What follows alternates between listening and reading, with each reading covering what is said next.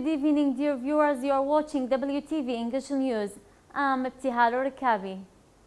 The House of Representatives will hold an extraordinary session Thursday to discuss the file of the electoral process. A statement by the media department of the Parliament explained that the meeting was based on the request made by a number of parliamentaries who aim to focus on the transparency and integrity of the electoral work, indicating that the meeting will be at 4 p.m. This was the House of Representatives failed to hold its extraordinary session last Saturday for the failure to achieve quorum. Prime Minister Haider al-Abadi called during his weekly conference the political blocs to commitment by the constitutional schedule for the formation of the government.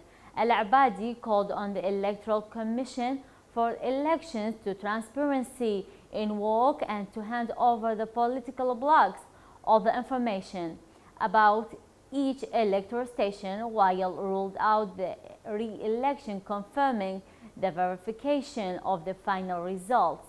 Also, Prime Minister referred to the existence of much envisions almost complete, with others to form strong technocrat government. السائرون Alliance requires the political blocs to commitment with its electoral program for the purpose of alliance with them.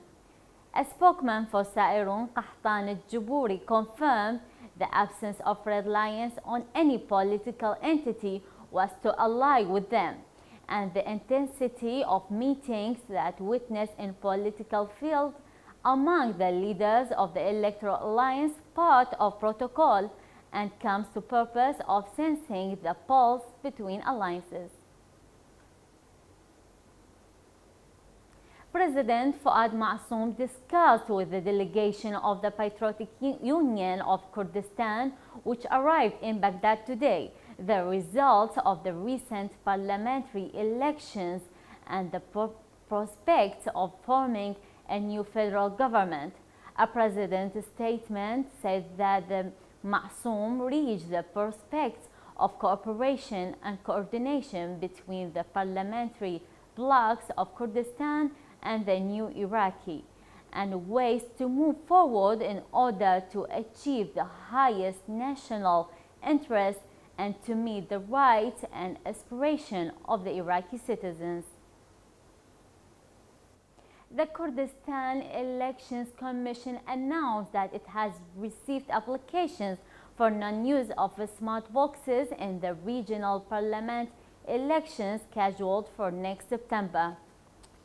The Commission spokesman Sherwan Zarar confirmed that a number of members of Commission and 5 political parties have called for reviewing the use of smart boxes against the background of criticisms and objections of use of these devices, adding that the Commission is currently studying with the specialists and stakeholders to reach a final decision on this.